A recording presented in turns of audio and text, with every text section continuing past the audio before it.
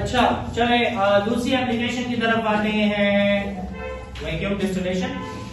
Boiling point की दूसरी application है वैक्यूम डिस्टिलेशन। क्या है कौन सा डिस्टिलेशन? वैक्यूम। वो जो एप्लीकेशन है वो एप्लीकेशन है बॉइलिंग पॉइंट की एट इंक्रीज एक्सटर्नल प्रेशर, और ये वाली है एट रिड्यूस्ड एक्सटर्नल प्रेशर। अब वजह क्या है, जरूरत क्या है वो देखते हैं। वैक्यूम डिस्टिलेशन में एक वर्ड आता है डिस्टिलेशन, आपने सुना होगा लेकिन आपने उसको अनसुना कर दिया 10th क्लास में जब आप पढ़ रहे थे केमिकल इंडस्ट्रीज, और वहां पे आपने उसको चॉइस में छोड़ा था। वहां पे एक टॉपिक था पेट्रोलियम की रिफाइनिंग, और पेट्रोलियम जब जमीन से निकाला जाता है तो उसमें 8 फ्रैक्शन होते हैं। कितने? अब उन 8 फ्रैक्शन को जो सेपरेट किया जाता है उस सेपरेशन की टेक्निक को कहते हैं फ्रैक्शनल डिस्टिलेशन। समझ आ रही है? So what is distillation? The separation of components of a mixture. The separation of components of a mixture on the basis of boiling point difference. एक कंपोनेंट का बॉइलिंग पॉइंट ज्यादा है, दूसरे का कम है, तीसरे का उससे कम है, तो इनको सेपरेट किया जाता है बॉइलिंग पॉइंट की बेसिस पे। इस टेक्निक को बोला जाता है डिस्टिलेशन। फ्रैक्शन सेपरेट हो रहे हैं तो इसे बोलते हैं फ्रैक्शनल डिस्टिलेशन। अब वैक्यूम डिस्टिलेशन क्या, वो बात की बातें हैं। फिलहाल आपको डिस्टिलेशन का पता होना चाहिए। लेट्स सपोज कि हमारे पास एक कंटेनर है जिस कंटेनर में हमने लिया हुआ है एसिटिक एसिड 50 ml, और फिर हमने लिया है 50 ml वाटर, और फिर हमने लिया है 50 ml इथाइल अल्कोहल। इन तीनों का हमने मिक्स किया हुआ है, डिसॉल्व किया हुआ है। अब ये तीनों कंपोनेंट एक दूसरे में डिसॉल्व हो जाते होते। Why acetic acid can be dissolve in water? क्यों? क्योंकि क्या बनाता है? Hydrogen bond. कैसे पता लगा? हाँ, H के साथ क्या है? O है। अल्कोहल भी पानी में डिसॉल्व होता है क्योंकि H के साथ क्या है? O। जिसमें H के साथ F हो, O हो या N हो, वो पानी के साथ क्या बनाता है? तो वो पानी में डिसॉल्व हो सकता है। डिसॉल्व हो गए, मिक्स हो गए। अब मिक्स तो कर दिया, मैंने इनको सेपरेट करना है। इन तीनों कंपोनेंट को मैंने अलग अलग करना है। इसके लिए जो टेक्निक है वो क्या कहलाती है? डिस्टिलेशन। वैक्यूम नहीं, डिस्टिलेशन है। ठीक है, अब देखते हैं इस एसिटिक एसिड का जो बॉइलिंग पॉइंट है वो है 118 डिग्री सेंटीग्रेड। कितना? 118 डिग्री। वाटर का कितना है? 100 डिग्री सेंटीग्रेड। अल्कोहल का कितना है? 78 डिग्री सेंटीग्रेड। क्या इनके बॉइलिंग पॉइंट में फर्क है? यस। और ये फर्क कम से कम 10 डिग्री होना चाहिए। कितना? 10 डिग्री। इथाइल अल्कोहल और वाटर के दरमियान फर्क है 22 डिग्री सेंटीग्रेड का, और वाटर और एसिटिक एसिड में 18 डिग्री का। कम से कम 10 डिग्री का फर्क होना चाहिए। अगर 10 डिग्री का फर्क है या उससे ज्यादा का फर्क है, we can separate them by distillation. लेकिन अगर ये फर्क 10 डिग्री से कम हो जाए तो उनको हम डिस्टिलेशन से सेपरेट नहीं कर सकते। ठीक है, ये बात याद रखें। अब एक और बात, डेफिनेशन क्या है? सेपरेशन की डेफिनेशन होगी। ठीक है, अब मैंने इनको क्या करना है? ये जो मिक्सचर है इसको मैंने करना है वेपोराइज। क्या करना है? वेपोराइज। वेपोराइज का मतलब क्या है? हमने लिक्विड को टोटली गैस में कन्वर्ट कर देना है। इसका बॉइलिंग पॉइंट कितना है? 70 डिग्री। इसका कितना है? 100। और इसका कितना है? तो हमने 118 डिग्री सेंटीग्रेड से थोड़ा ज्यादा टेम्परेचर देना है ताकि सारे कंपोनेंट गैस में कन्वर्ट हो जाए। किसमें? गैस में। अब यहां पर सारे के सारे कंपोनेंट गए किसमें कन्वर्ट हो गए? गैस में। अब इन वेपर्स को, जिस वेपर्स में 3 कंपोनेंट्स हैं, कितने? 3। इसका let suppose 130 degree centigrade temperature है। कितना? 130। 130 पे एसिटिक एसिड गैस होगा, वाटर गैस होगा, और अल्कोहल भी गैस में होगा। इन तीनों को भिजवाते हैं एक कॉलम में, और इस कॉलम को बोला जाता है फ्रैक्शनेटिंग कॉलम। क्या बोलते हैं? Fractionating column. अब फ्रैक्शनेटिंग कॉलम की क्या प्रॉपर्टी है? जैसे जैसे हम ऊपर जाते हैं टेम्परेचर कम होता जाता है। टेम्परेचर क्या होगा? कम। तो फ्रेशर कॉलम में क्या है, टेम्परेचर डिक्रीजेस, ऊपर टेम्परेचर कम होगा और नीचे टेम्परेचर ज्यादा हो जाएगा। अब ऐसा हुआ कि यहां पर हमने टेम्परेचर सेट कर दिया 110 डिग्री सेंटीग्रेड। कितना किया, 110 डिग्री सेंटीग्रेड।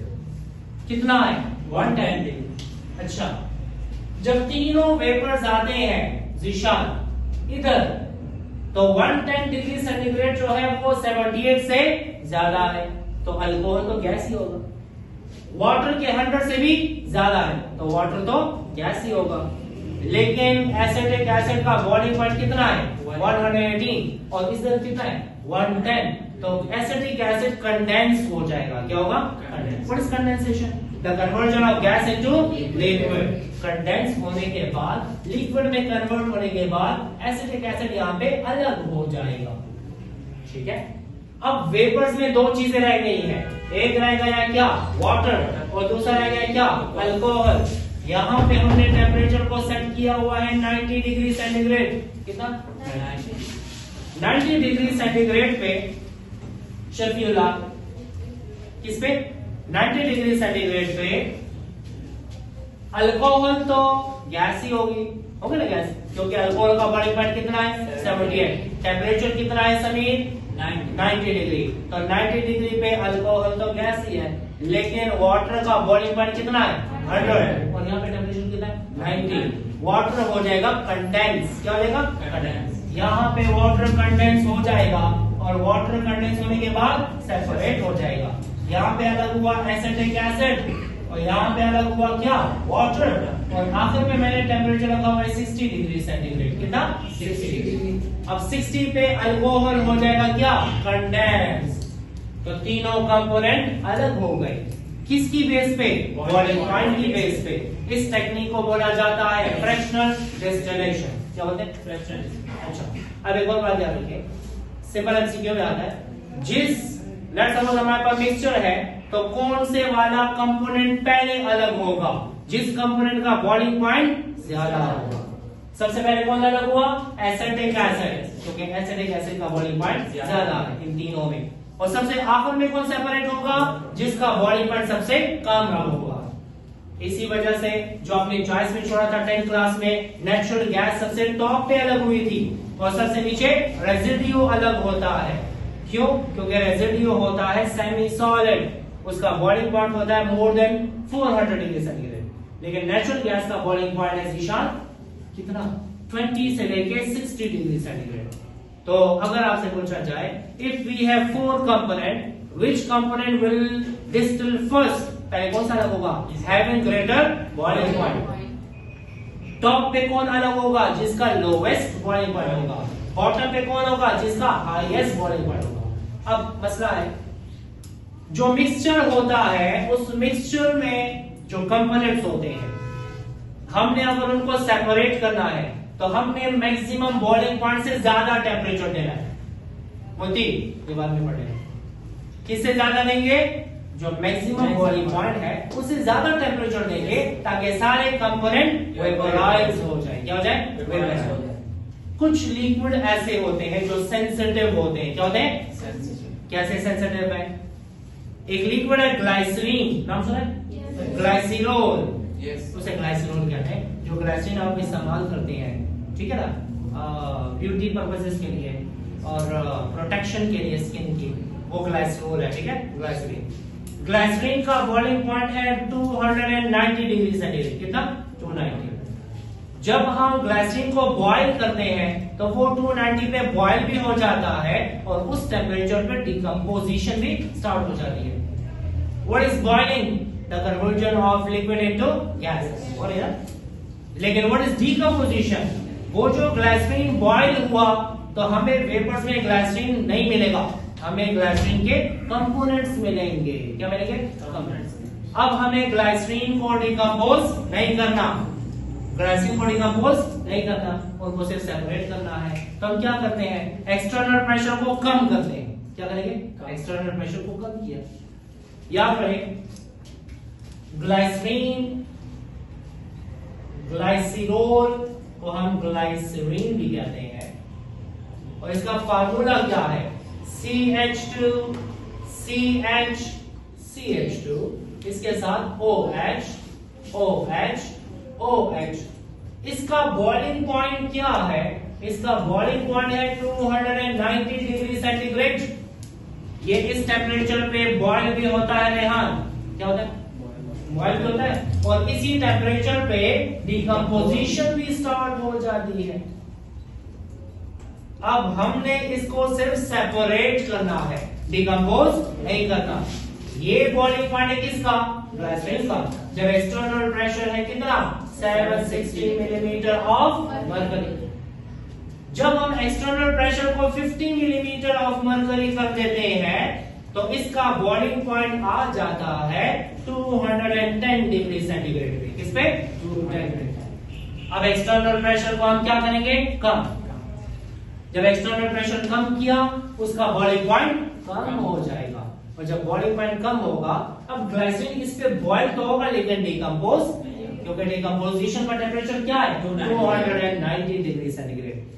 अब लेट्स सपोज हमारे पास एक मिक्सचर है और उस मिक्सचर में 3 कंपोनेंट्स हैं। एक है ग्लाइकोल, एक है ग्लाइसिरोल और एक है वाटर। वाटर का बॉइलिंग पॉइंट कितना है? 100 डिग्री सेंटीग्रेड। ग्लाइसरोल का कितना है? 290 डिग्री सेंटीग्रेड। और इसका कितना है? 197 डिग्री सेंटीग्रेड। ठीक है। अब इन तीनों को मैंने सेपरेट करना है तो कितना हीट करूंगा? 290 से अबव। यस। तो जब 290 से अबव हीट किया तो ये तो सेपरेट हो जाएगा, लेकिन ये इस फॉर्म में फिर नहीं होगा, ये तो डिकम्पोज हो जाएगा। फिर हम क्या करते हैं?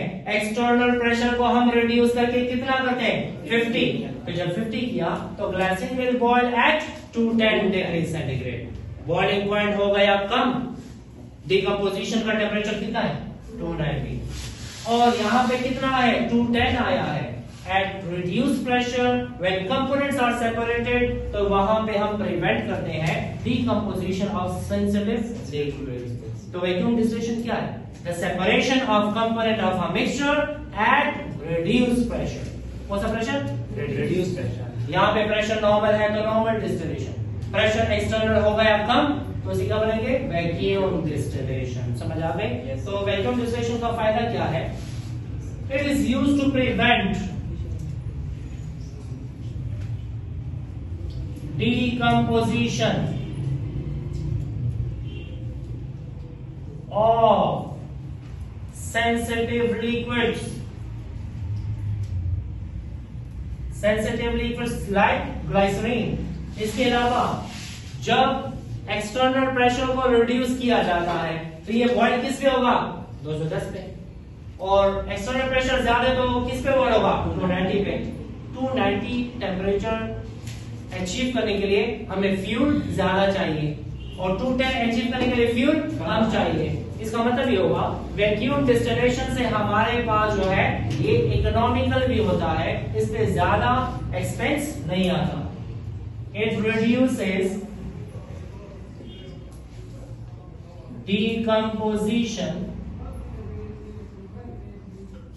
or usage of fuel। तो ये है दो एप्लीकेशंस। वैक्यूम डिस्टिलेशन का मतलब क्या है? Separation of component of a mixture eight reduced pressure. क्यों करते हैं? क्योंकि सेंसिटिव लिक्विड कुछ होते हैं जो बॉयल भी होते हैं और उसी टेम्परेचर पे डिकम्पोज भी होते हैं। हमने बॉयल करना है, डिकम्पोज नहीं करना। तो हमें क्या करना होगा? एक्सटर्नल प्रेशर को रिड्यूस करना होगा। Clear? Yes, So this is about the applications of boiling point। Clear?